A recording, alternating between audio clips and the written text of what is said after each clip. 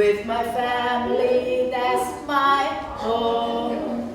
Welcome, welcome to my home. จะใช้ชีวิตเลยนะถ้าใช้ชีวิตเป็นเช่นอะไรเอาชีวิตไอนี่แหละเอาชีวิตไอเอาชีวิตไอเป็นเพื่อนบัวน้อยโอ้เพราะว่าทุกคนมีไอบ้างชีวิต Buanoi is the one and only gorilla in Thailand.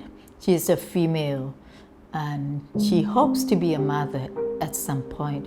But it seems like 30 years have passed and Buanoi has been just left alone on the 7th floor of the high-rise zoo.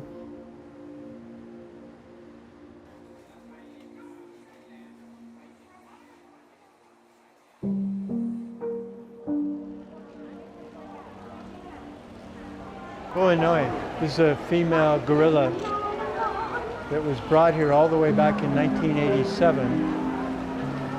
It's been here like this since 1987 with no grass, no leaves, no trees, nothing but cement. Now the gorilla stud book says that Buanoi came here from Guinea. It's in West Africa, a country that has no gorillas. So it means that the import documents were false. When we asked the man here who could speak English about Buanoi, he said that she came from a German zoo and that she was 28 years old. Now, according to the stud book, then that's incorrect. So either he doesn't know, he's not telling the truth, or it's a different gorilla. So there's some sort of funny business going on there. I carried out some in-depth research myself, found names of various great ape traffickers operating during the 1980s in Africa. The gorilla that shipped from a German zoo to Pata Zoo was a male that the owner named King Kong. It arrived in 1984 from Aiken Bird and Animal Park. He was wild caught in Cameroon. The German zoo just acted as a laundromat, making it look on paper like he was captive born and therefore legal to trade internationally. Buanoi was exported from Equatorial Guinea, which is in Central Africa, via Spain to Pata Zoo in September 1987 by German animal traders Walter and Bernd Sensen. She was smuggled in with no CITES permits, so she entered Thailand illegally.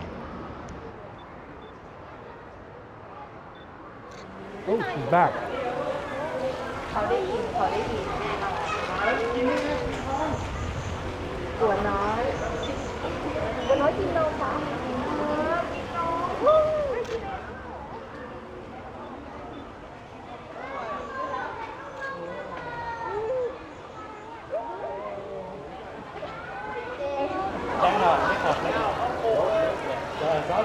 Because so many people not too comfortable for the people for the animals.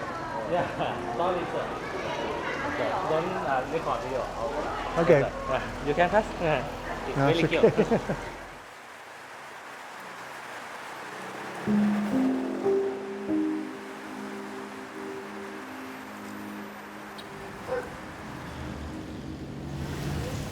Once you remove the animal from its habitat, you damage the ecosystem, you damage the habitat. Inherently, what you're doing is having an actual immediate impact on a particular location to the point where other animals cannot thrive due to one particular animal not being there. And furthermore, trafficking apes in this part of the world, law enforcement believe that finding an illegal consignment of wildlife is the end point and have a press release, and that's where it finishes, right?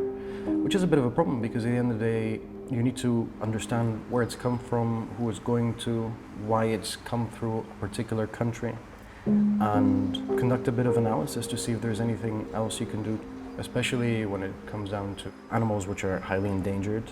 I think that our predecessing generations did more damage to the planet than we're doing right now.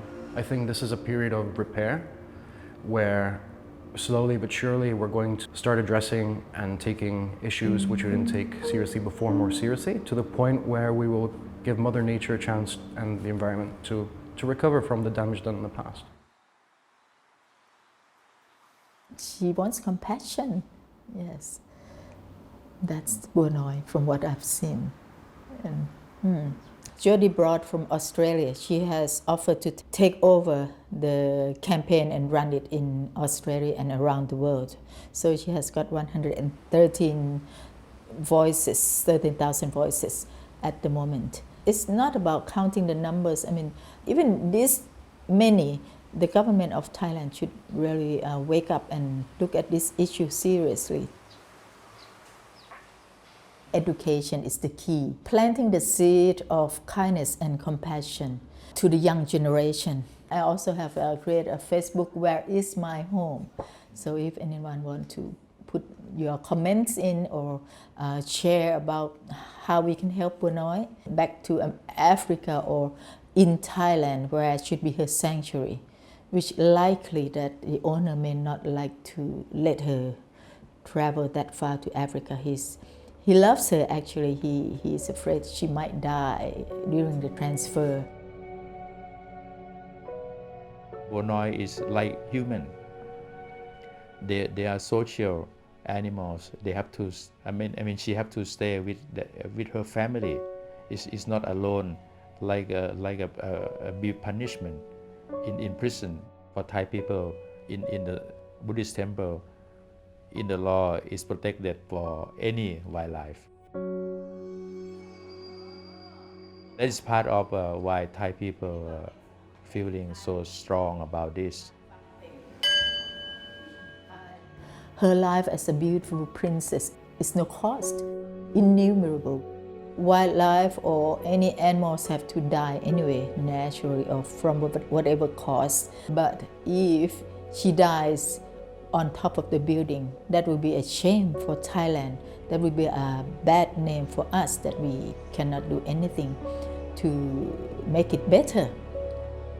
If she has to die along the way or before she reaches the real home, at least is the waking up of conservation. It is the waking up moment of correcting what we have done wrong in the past.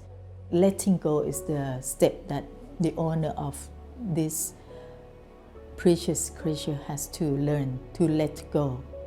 Let go of the money, let go of the pride, and let go of what he thought was the property of his zoo. She is the property of the world. She is the citizen of the world, and we need to look after her integrity to have the final years of the life in the green, in the place where she feels at home. There should be no more princess of the forest on the high-rise zoo.